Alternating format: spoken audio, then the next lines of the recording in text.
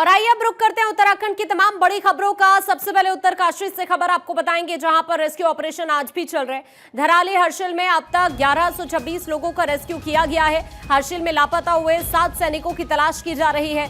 CM Dhami ने हर संभव मदद का भरोसा दिया है। लगातार अधिकारियों से सीएम धामी बातचीत भी कर रहे हैं रेस्क्यू को लेकर। और आज एक बार फिर से यहां पर देखिए रेस्क्यू ऑपरेशन लगातार चल रहा है।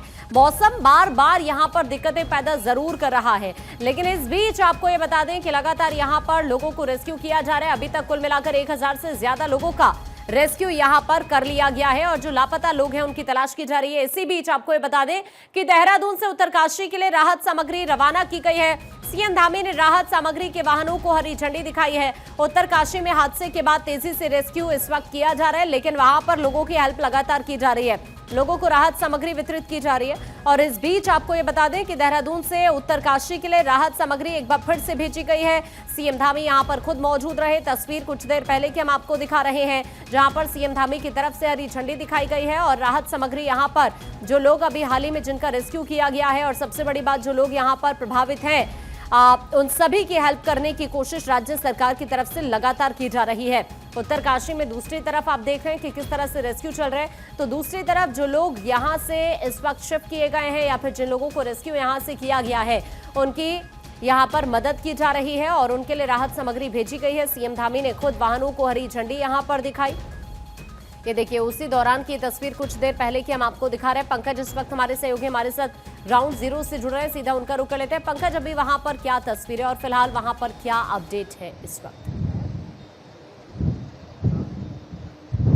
देखिए, अभी जो लोग वहाँ फंसे हुए हैं उनके लिए राहत सामग्री वहाँ भेजी जा रही है। मुख्यमंत्री पुष्कर सिंह धामी ने अभी राहत सामग्री को रवाना किया है। उसको फिर MI-17 से थराली के लिए ले जाया जाएगा। अभी अभी एक MI-17 यहाँ से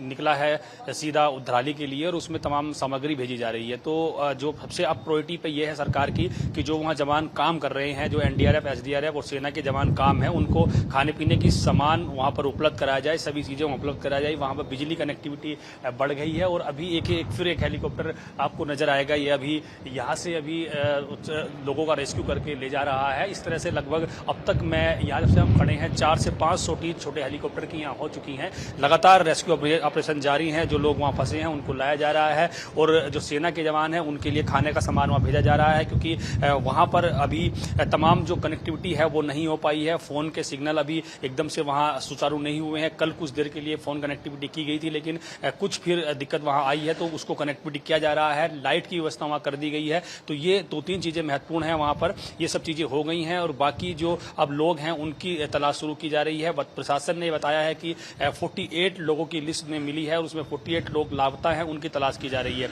और रेस्क्यू ऑपरेशन कल शाम तक लगभग पूरा हो चुका था। कल शाम तक तकरीबन 1000 से ज्यादा लोगों को निकाल लिया गया था। और मिला है कितने लोगों को रेस्क्यू किया गया है अभी तक? क्योंकि अभी जो डेटा निकलकर सामने आ रहा है, बताया जा रहा है 1100 के आसपास लोग हैं जिन्हें अभी तक यहां पर रेस्क्यू कर लिया गया है। लेकिन ऑफिशियल अधिकारियों से आपकी बातचीत हुई होगी, उन्होंने क्या बताया है?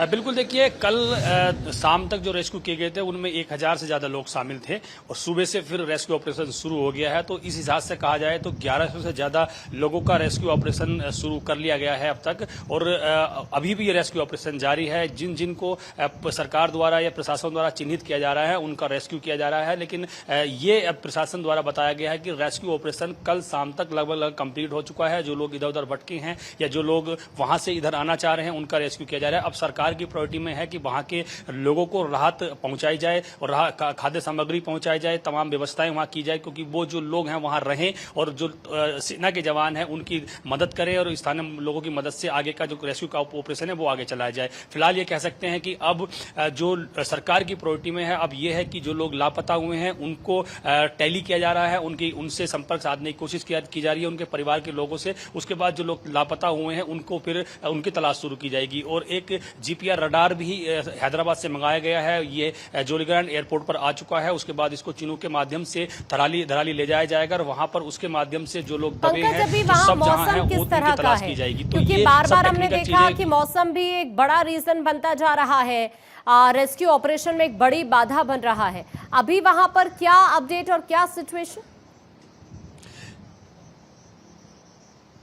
देखिए, अभी कुछ देर पहले बादल छाए हुए थे, लेकिन हवा बहुत तेज चल रही है। यहाँ हवा की वजह से कुछ दिक्कतें हो सकती हैं, लेकिन मौसम को मैं आपको दिखा देता हूँ। देखिए, हल्के हल्के बादल इस घाटी में छाना शुरू हो गए हैं, लेकिन जो उड़ान है हेलीकॉप्टर की वो लगातार आपको सुनाई दे रही होगी। लगातार जो चिनूक हैं और जो MI-17 है और जो युकाडा के हेलीकॉप्टर में उड़ान भर रहे हैं, और सामने आपको घाटी नजर आ रही होगी।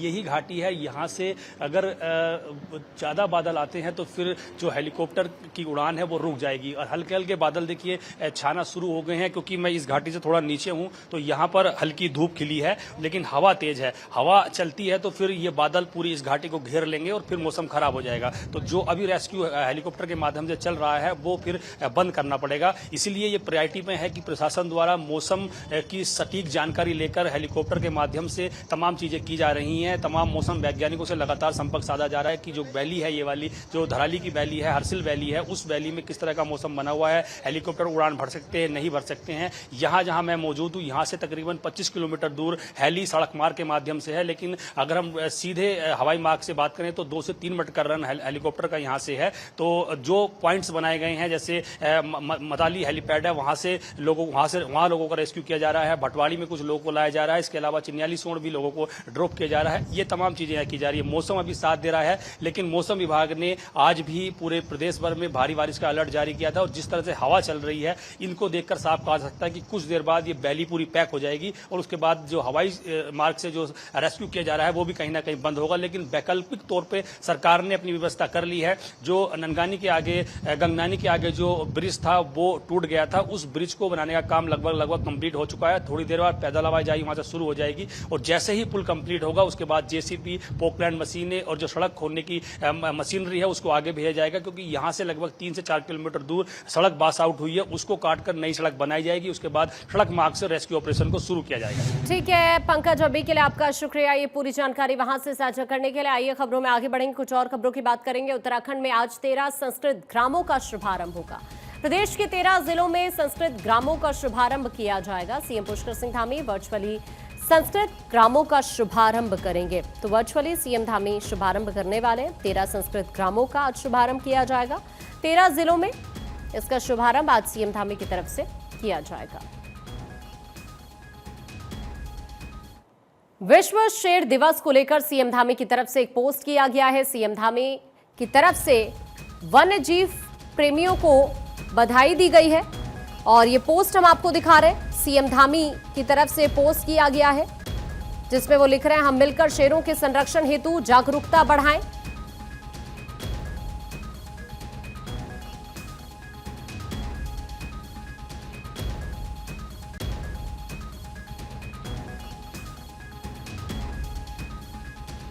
तो ये पोस्ट हम आपको दिखा रहे हैं जो सीएम धामी की तरफ से किया गया है, जिसमें सीएम धामी ने विश्व शेर दिवस को लेकर यहां पर लिखा है कि हम मिलकर शेरों के संरक्षण हेतु जागरूकता बढ़ाएं। विश्व शेर दिवस की सभी वन्यजीव प्रेमियों को हार्दिक शुभकामनाएं। आइए हम सब मिलकर शेरों के संरक्षण हेतु जागरूकता बढ़ाएं और संतुलित और समृद्ध पारिस्थितिकी तंत्र के संरक्षण में सक्रिय भूमिका निभाएं। सीएम धामी का ये पोस्ट हम आपको दिखा रहे हैं जो उन्होंने हाल ही में आज विश्व शेर दिवस के मौके पर किया है। तो सीएम धामी की तरफ से पोस्ट किया गया है और उन्होंने सभी वन्यजीव प्रेमियों को शुभकामनाएं दी हैं इस पोस्ट के जरिए। पोस्ट इस वक्त आपकी स्क्रीन पर है जो हाल ही में सीएम धामी की तरफ से किया गया है। पूर्व राष्ट्रपति और भारत रत्न वीवी गिरी की जयंती दरअसल आज है और सीएम धामी की तरफ से पूर्व राष्ट्रपति वीवी गिरी को श्रद्धांजलि दी गई है। सीएम धामी एक पोस्ट करते हैं और यहां पोस्ट के जरिए लिखते हैं कि आपका जीवन देशवासियों के लिए सदैव प्रेरणादायी रहेगा। सीएम धामी की तरफ से पोस्ट किया गया है जो इस वक्त हम आपको स्क्रीन पर दिखा रहे हैं, जिसमें सीएम धामी यहां पर देखिए इस बात का जिक्र करते हुए यहां पर लिखते हैं कि भारत के पूर्व राष्ट्रपति भारत रत्न वीवी गिरी जी की जयंती पर विनम्र श्रद्धांजलि। श्रमिक अधिकारों के प्रबल पक्षधर और राष्ट्रहित के लिए समर्पित आपका जीवन देशवासियों के लिए सदैव प्रेरणादायी रहेगा। तो सीएम धामी की तरफ से पोस्ट के जरिए यह लिखा गया है। ट्रंप इन दिनों रूस के राष्ट्रपति से मुलाकात की जल्दबाजी में थे। अब ट्रंप ने मुलाकात की जगह और तारीख तय होने का भी ऐलान कर दिया है।